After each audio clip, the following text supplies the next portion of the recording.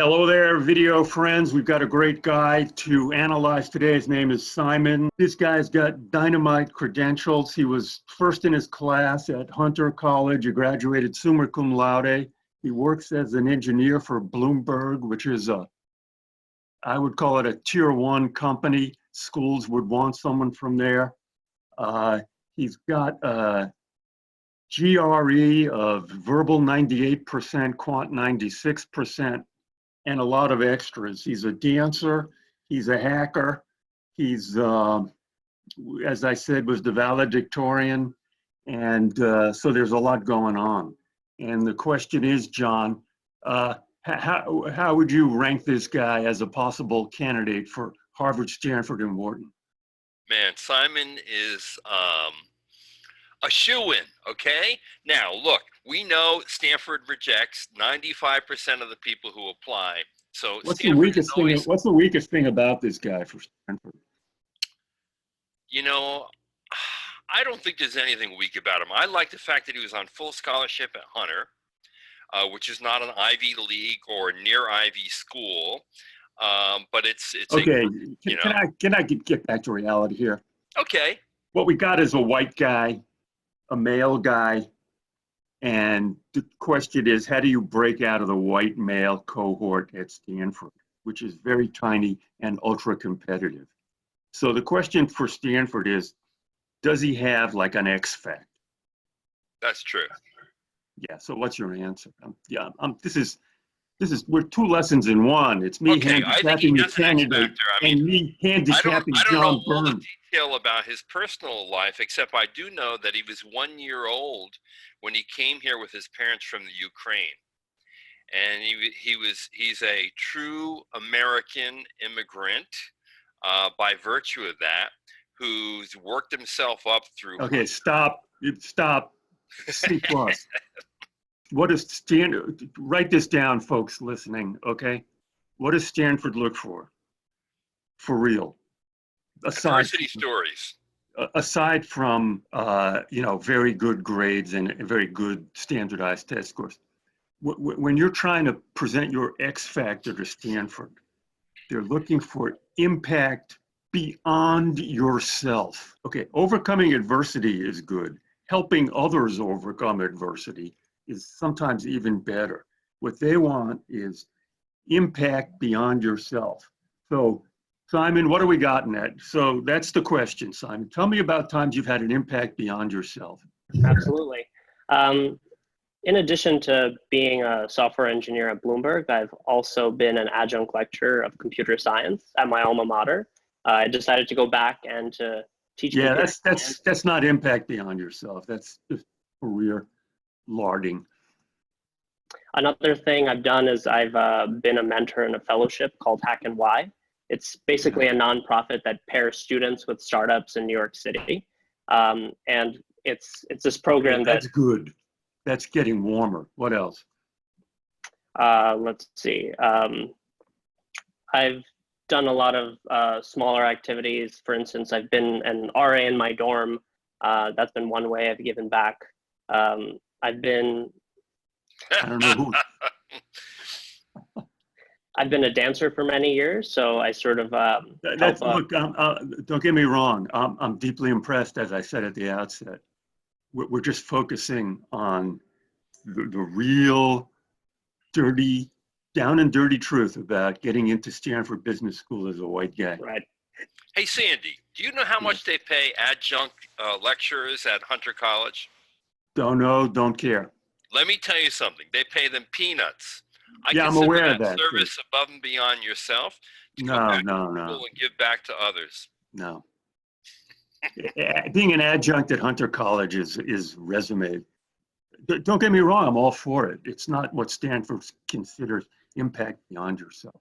Impact beyond yourself is helping other people, particularly, under-resourced people, to put it widely, and underrepresented people to overcome obstacles. That's not being an adjunct professor. Okay, so for Stanford, that would be the challenge. And look, you might get into Stanford just based on the fact that this is solid gold, but I'm telling you, what they look for. If you know, if you wanted to make it even better, Stanford takes people just because they're super smart. So you might get in through that cohort.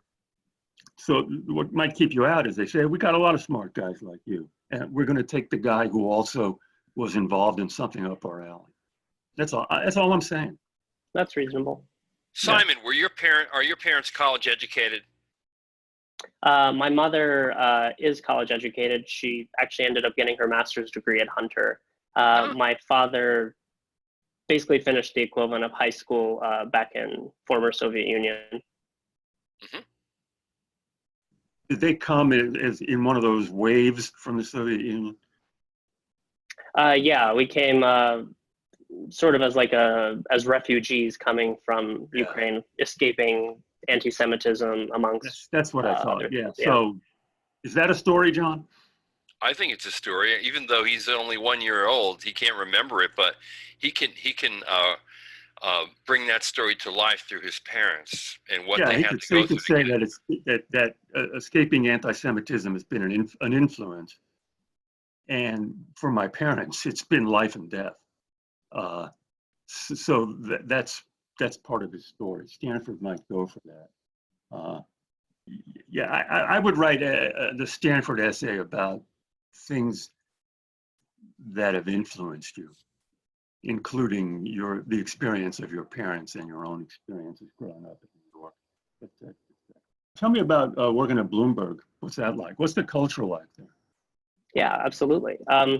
There's definitely a culture here of kind of working hard and fast. I specifically work in our sort of innovation lab in Bloomberg Media called Beehive.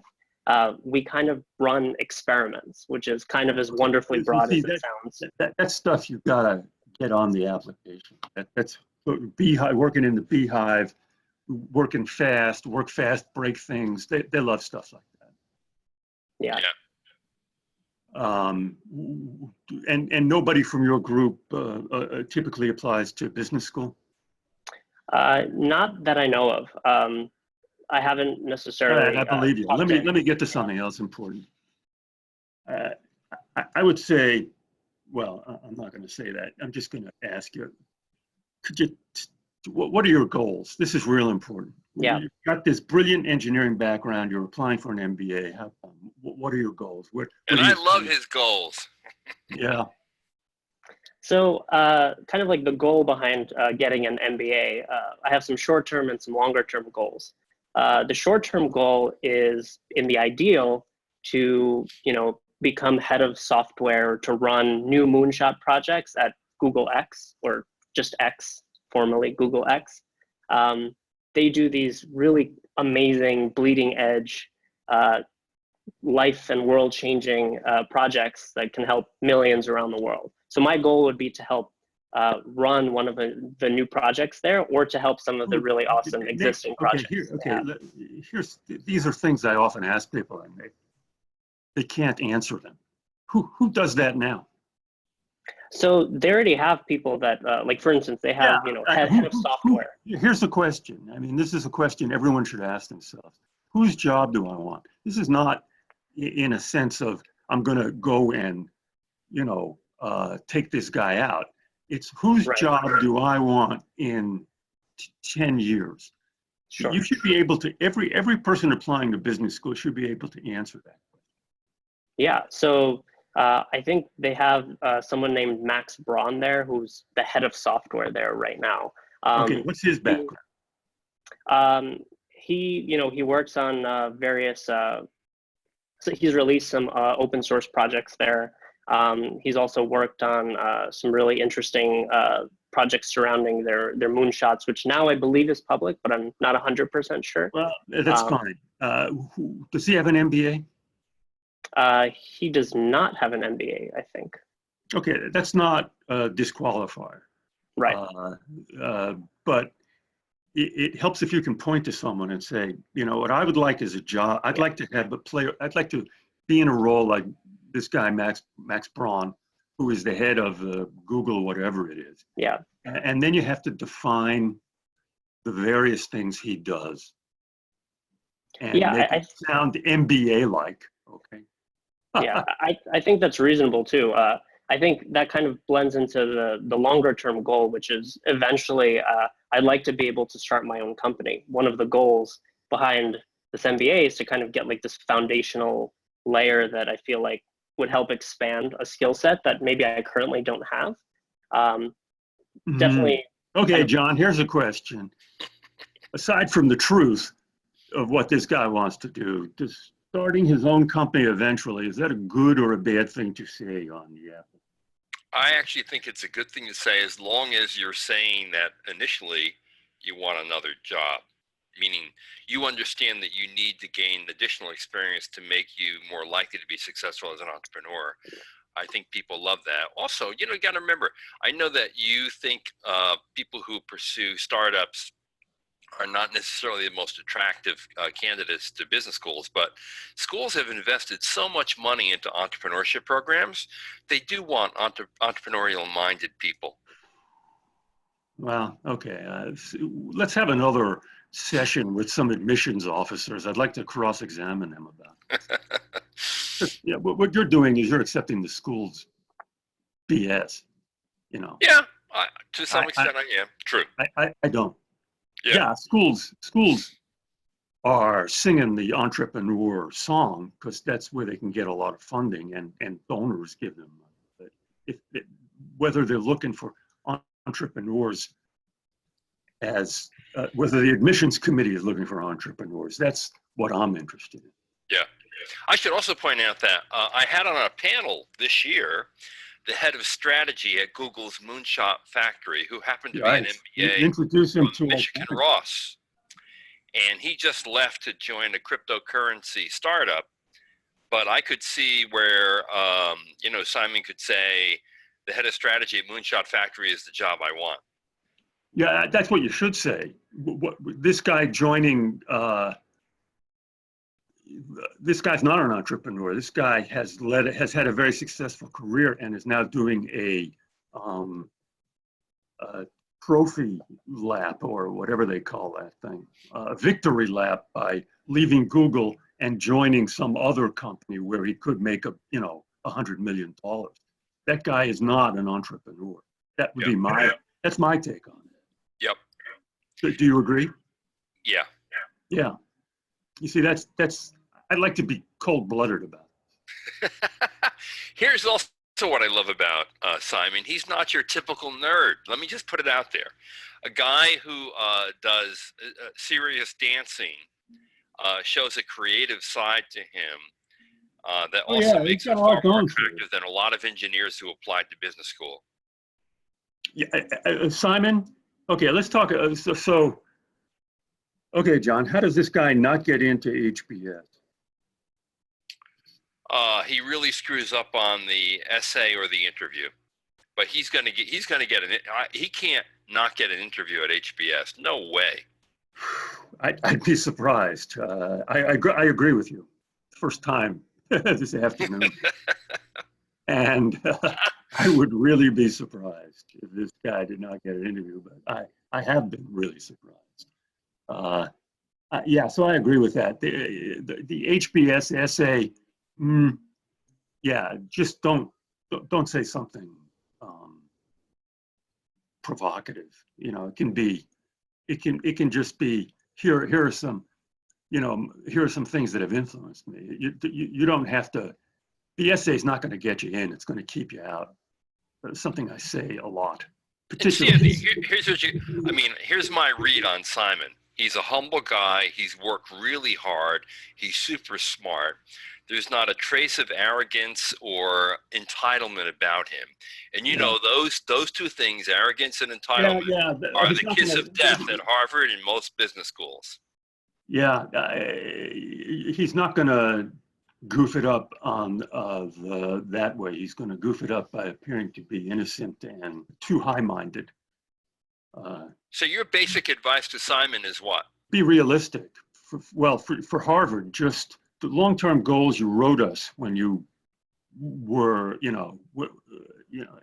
the background for this interview was, my long-term goal is to found a civic tech design firm. Okay, I'm a little lost already. That connects high-skilled volunteers in product management, engineering, and design with education-focused government organizations and social good initiatives. Okay, that's the kind of writing that could get you out of. Someone at Harvard Business School reads that and says, "This guy he can't speak English." And that's because it's a little it's jargony. It's jargony. Simon, what did you mean? We can finish up with this. It's important. You really need to get your goal statement real clear. Yeah, I think the idea there is to kind of fill a need where people want to volunteer their time. People have, high skills, and they want to be able to help organizations that kind of need that help that aren't necessarily using technology to the best of their abilities. Yeah, so this would sort of be like the middleman there. Man, don't even go there. Okay, just say you want to work for Google X. All right. That other stuff makes you fall into a hole. Make it simple, clear, and easy for an AdCom to understand. Well, this is what I mean by they're going to spend just a few minutes on your application. This is what I mean by the essay can ding you. It cannot get you in. Yeah. All right. This is if you wrote an essay like that, that essay could damage you. Okay. All you need is an essay that disappears. They go, sure, he wrote the essay. Who cares? Yeah, right. He wrote the essay. He's a Russian immigrant. He worked in technology. He wants to, start an impactful software firm. Right. That's what you want him to say. Nothing special there, but look at the guy's stats. We want him. Simplify. Don't get in the weeds. All right. Okay. Hey, Stanford odds. What are the Stanford odds, Sandy? 40%. Whoa. Harvard? Same. Boy, yeah, Harvard, just don't mess up the interview. You should get an interview, and then, Harvard interviews people, and a lot of great people just say a few things wrong during the interview, and it's heartbreaking. I've said this many, many times. MIT Sloan. Boy, what he's got to do is convince them he wants to go there, which it shouldn't be hard. And you know what that means? That means they'll assume you're Harvard and Stanford. That's right. No, MIT Sloan does not like being, they do not like being sloppy seconds. They've got a real Geiger counter for that. And that's true of Carnegie Mellon, Chicago Booth, and Cornell Tech, his other targets. Yeah, and I'll tell you, if you don't get into Harvard or Stanford, you want to go to MIT or Carnegie Mellon. Got it. Thanks for the suggestion. Okay. All right. Goodbye, Sandy. Goodbye, Simon. And good luck to you. You can tell from those odds, we have a very high opinion of you. Yes. So good luck. Thank you. I appreciate that. Good luck. All right. This is John Byrne with Poets and Quants. Thanks for watching Friday with Sandy. Bye-bye. Good luck to all of you out there.